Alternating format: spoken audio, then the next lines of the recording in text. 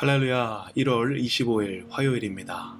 오늘도 주님의 놀라운 은혜가 여러분 모두에게 함께 하시길 주님의 이름으로 축복합니다. 오늘 저에게 주신 하나님의 말씀은 요한복음 7장 25절에서 36절까지 말씀입니다. 요한복음 7장 25절부터 36절까지 말씀 우리 함께 읽도록 하겠습니다. 예루살렘 사람 중에서 어떤 사람이 말하되 이는 그들이 죽이고자 하는 그 사람이 아니냐. 보라, 드러나게 말하되 그들이 아무 말도 아니하는도다. 당국자들은 이 사람을 참으로 그리스도인 줄 알았는가. 그러나 우리는 이 사람이 어디서 왔는지 아노라. 그리스도께서 오실 때에는 어디서 오시는지 아는 자가 없으리라 하는지라. 예수께서 성전에서 가르치시며 외쳐 이르시되 너희가 나를 알고 내가 어디서 온 것도 알거니와 내가 스스로 온 것이 아니니라. 나를 보내신 이는 참되시니 너희는 그를 알지 못하나 나는 아노니 이는 내가 그에게서 났고 그가 나를 보내셨음이라 하시니 그들이 예수를 잡고자 하나 손을 대는 자가 없으니 이는 그의 때가 아직 이르지 아니하였음이러라. 무리 중에 많은 사람이 예수를 믿고 말하되 그리스도께서 오실지라도 그 행하실 표적이 이 사람이 행한 것보다 더 많으랴 하니 예수에 대하여 무리가 수군거리는 것이 바리새인들에게 들린지라. 대제사장들과 바리새인들이 그를 잡으려고 아랫사람들을 보내니 예수께서 이르시되 내가 너희와 함께 조금 더 있다가 나를 보내신 이에게로 돌아가겠노라. 너희가 나를 찾아도 만나지 못할 터이요 나 있는 곳에 오지도 못하리라 하시니 이에 유대인들이 서로 묻되 이 사람이 어디로 가기에 우리가 그를 만나지 못하리요. 헬라인 중에 흩어져 사는 자들에게로 가서 헬라인을 가르칠 터인가. 나를 찾아도 만나지 못할 터이요. 나 있는 곳에 오지도 못하리라 한 이 말이 무슨 말이냐 하니라. 아멘. 예수님께서 초막절 명절을 지키시러 예루살렘으로 올라가셨습니다. 예루살렘에 올라가실 때는 사람들 몰래 은밀히 가셨지만 그곳에서 말씀을 가르치시면서 자신을 공개적으로 사람들 앞에 드러내셨습니다. 말씀을 가르치시는 예수님을 보고 사람들은 몰려들기 시작합니다.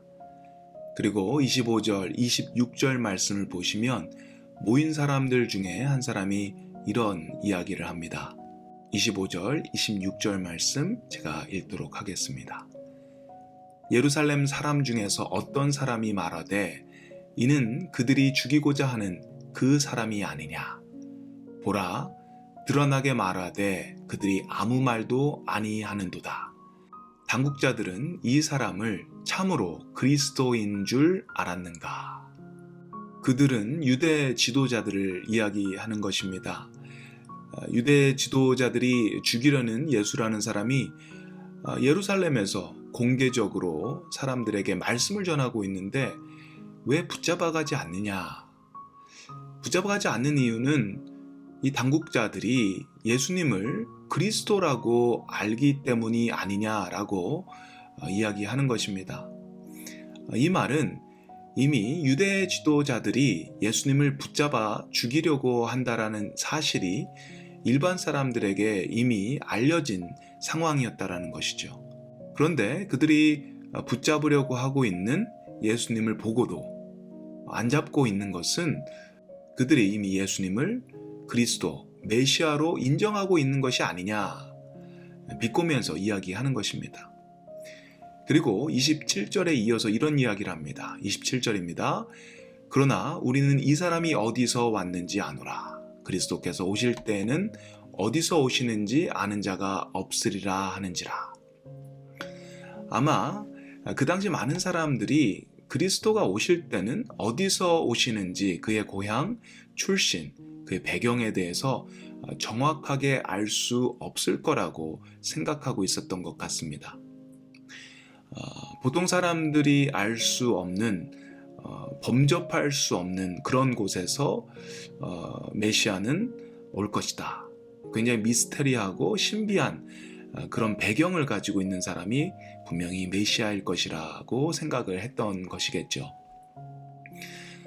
거기에 비해 예수님의 출신과 배경, 그의 부모와 형제, 그의 직업도 이미 많은 사람들에게 알려져 있었기 때문에 그들이 기대하고 있는 그 메시아, 미스테리하고 신비한 배경을 가진 그 메시아하고는 굉장히 거리가 있으셨던 것이죠.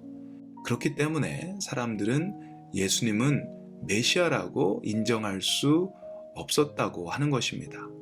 요한복음 1장 45절 말씀에 이런 이야기가 나옵니다. 빌립이 나다나엘을 찾아 이르되 모세가 율법에 기록하였고 여러 선지자가 기록한 그 일을 우리가 만났으니 요셉의 아들 나사렛 예수니라. 빌립이 나다나엘에게 모세 율법에 기록되고 여러 선지자가 기록한 그 그리스도 메시아를 내가 만났다. 근데 그가 요셉의 아들 나사렛 예수다라고 나다나엘에게 이야기했습니다. 그랬더니 나다나엘의 반응이 어땠습니까? 46절 말씀에 나다나엘이 이르되 나사렛에서 무슨 선한 것이 날 수 있느냐. 예수님에 대해서 배경을 보고 이미 판단한 것입니다. 내가 아는데 그 나사렛이라는 동네 거기서 그렇게 좋은 게 나오지 않을 거야. 거긴 문제가 많은 동네고 뭐 교육적으로, 경제적으로, 정치적으로 뭐 좋은 사람이 나올 때가 아니야. 이미 그렇게 판단을 했습니다. 예루살렘에서 예수님을 직접 만나고 또 그분의 말씀을 듣지만 사람들의 반응은 나다나엘의 반응과 똑같습니다. 선입견이 이렇게 위험한 것입니다. 이미 거기는 좋은 게 나올 것이 없다라는 판단을 했기 때문에 예수님은 메시아가 아니라는 그런 판단을 이미 또 했기 때문에 예수님을 예수님으로, 그리스도로, 메시아로 볼 수 없었던 것이죠. 우리의 삶도 그런 것 같습니다. 살다 보면 우리도 모르게 이런 선입견들을 가지고 사는 것을 발견하게 됩니다. 사람의 배경, 사람의 외모, 학벌을 보고 그 사람을 미리 판단하고 또 정지하는 그런 일들을 우리는 우리 자신도 모르게 하고 있을 때가 참 많이 있습니다. 누군가에게 선입견을 가지고 있을 때 그 사람이 아무리 좋은 일을 한다고 해도 그것이 좋아 보일 수 없겠죠. 하나님의 말씀도 우리가 선입견을 가지고 읽게 되면 아무리 좋은 이 하나님의 말씀도 위로가 되고 격려가 되고 읽으면서 힘이 되는 그런 말씀조차 오히려 상처가 되고 아픔이 될 때가 있다라는 것입니다. 바라기는 저희가 가지고 있는 이런 불필요한 이 선입견들, 부정적인 선입견들을 우리가 내려놓을 수 있는 은혜가 저희 모두에게 있길 주님의 이름으로 축원드립니다.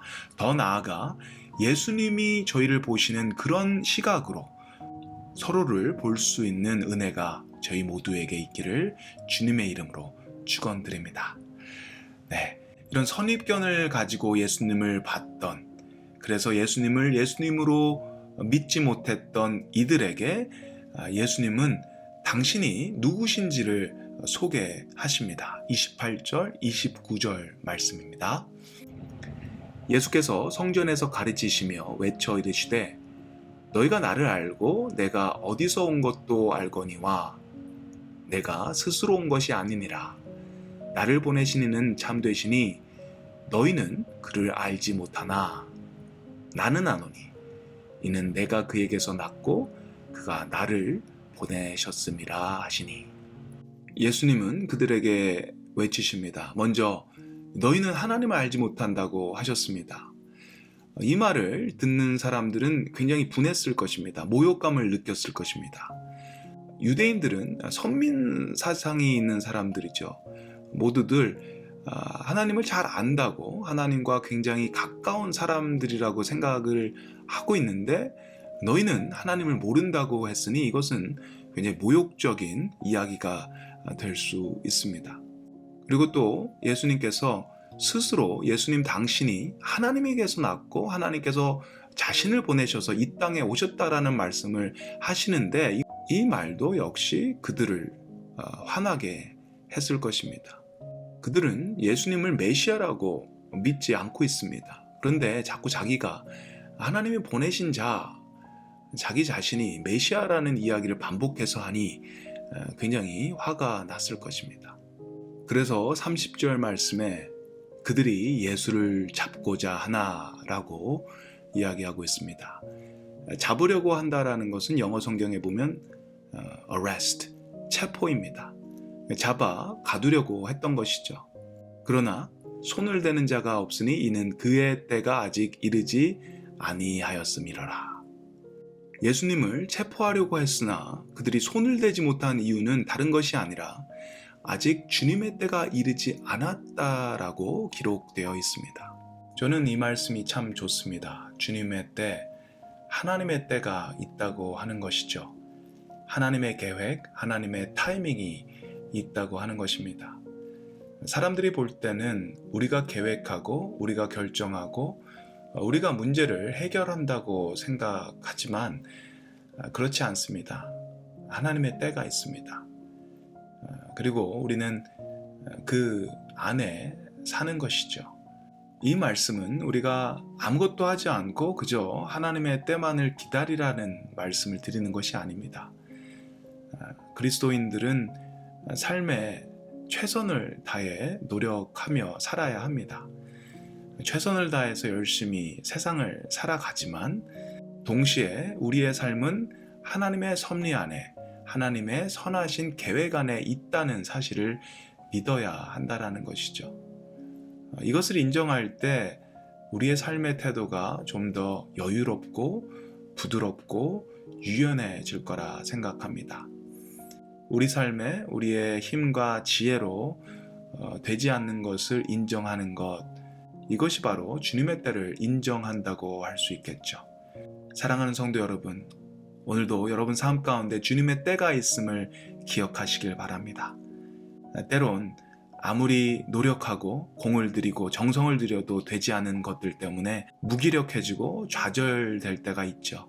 하지만 계속해서 주님의 때, 주님의 선한 계획을 믿고 그 안에서 여유롭고 또 평안할 수 있는 저와 여러분 되시기를 주님의 이름으로 축원드립니다.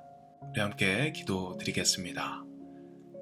사랑의 하나님, 예수님이 우리를 위해 오신 그리스도, 우리의 구원자, 우리의 주인 되심을 저희가 믿을 수 있는 믿음을 허락하심을 참으로 감사드립니다.